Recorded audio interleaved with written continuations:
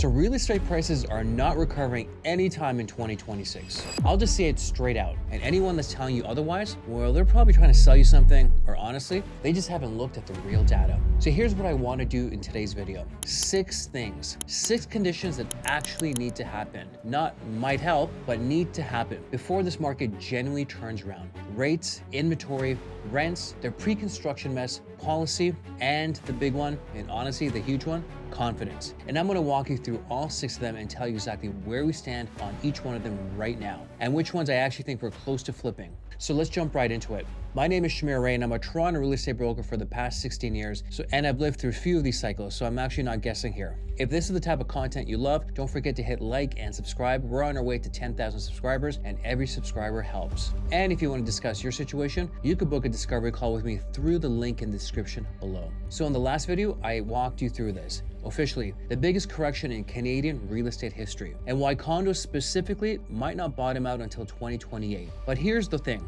bottoming and recovering, those two are completely different conversations. Bottoming out just means the prices stop falling. Recovery, well, that actually means that the prices actually start to recover again. So today, those 6 conditions and what actually has to happen before that second part. Condition number 1, inventory. Right now in the Toronto real estate market, overall, we're sitting in around 4 months of active inventory. But right now, it's leaning towards a buyer's market, but nowhere near a buyer's market we had 1 or even 2 years ago. And the big reason for that, honestly, is sellers just not listing, renting instead. But here's where I really want to push back on the overall market number, because it's kind of meaningless for your actual decision. You're not technically buying the market, you're buying one unit in one pocket. And in the areas where prices have actually stopped falling, the beaches, Riverdale, High Park, those type of neighborhoods, inventory is already under 2 months over there. That's the model, right? For the broader market to really turn, we need that under 3 months number showing up all across the city, not just popping up in a few desirable neighborhoods in the city for 1 good month. Condition number 2, interest rates. Well, this one actually surprises a lot of people. I don't think rates need to drop a ton. I think they just need to stop moving, essentially. 22 rate changes from the Bank of Canada over the past 7 years. Think about that. With that kind of whiplash, it just makes buyers and sellers completely freeze over. Nobody wants to make a 6 or even 7-figure decision when the ground's still shifting under them. And historically, 3.5% to even 4% is a totally workable range for this type of market. So it's not really the number that stalls people. It's not knowing if the number is about to move once again. Now, if the Bank of Canada just holds for a while, that alone does more for buyer confidence than a rate cut that immediately makes everyone go. Condition number 3, rents have to tighten back up. So a big chunk in the demand in the city historically comes from investors. A lot of them weren't even buying for a cash flow. They were buying for appreciation, treating the rent like a bonus on top. That math just does not work anymore. And with all the purpose-built rentals hitting the market right now, rents are actually getting pushed down a lot in a lot of other segments, which is good news if you're renting, but it's one of those more reasons investor demand hasn't come back. For investors to really re-enter, the numbers need to flow on a cash flow basis once again, which means rents need to climb up from here.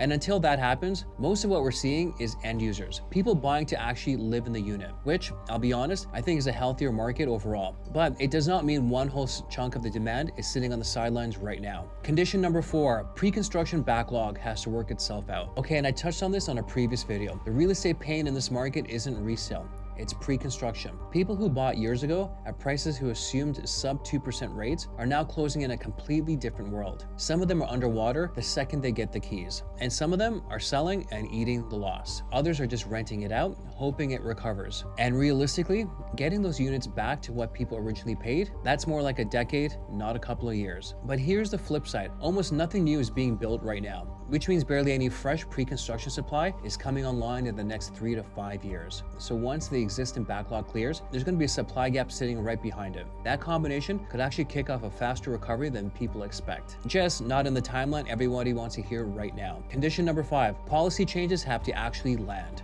2 policy pieces here. Policy number 1, the HST removal on new construction. And from what I'm seeing with the removal of the HST is generally helping move a lot of leftover developer inventory. Now, it's not flying off the shelf by any means, but it's actually helping. Policy number 2, and this is the bigger one, honestly. The end of the foreign buyer ban sunsets at the end of this year. So come January 1st, 2027, that restriction's completely gone. And there's actually a real conversation happening whether it's going to even get reinstated. I actually did a whole separate video on this because I think it actually matters more than people realize. rise. The foreign buyer taxes, those are still in place, so it's not like some floodgates about to open up by any means, but removing the outright ban, that does open the door to a segment of demand that's been locked out for many years now. Condition number 6, consumer confidence needs to come back. And for this last one, I honestly think this one matters the most. Not rates, not inventory, just about how people feel. And are they confident about their job? Worried about what AI will do to the industry over the next 5 years? Comfortable taking on $500,000, $700,000 in debt when the future feels uncertain? For a long time, buying in Toronto basically meant a guarantee of appreciation. That assumption completely gone now. And I don't think it's coming back anytime soon. Well, not in the way it used to exist, at least. Confidence has to rebuild from a more realistic place. It has to be steady growth all the way, not runway growth, before buyers really re-engage once again. So that's my honest take. I don't think all 6 of these need to happen before a market takes a turn, but I do think 3 or 4 of them need to start lining up. That should be enough before we start seeing a shift in momentum. And for right now, I like to say we're closest on the rate certainty policy piece for the foreign buyer ban ending. Inventory is finally settling,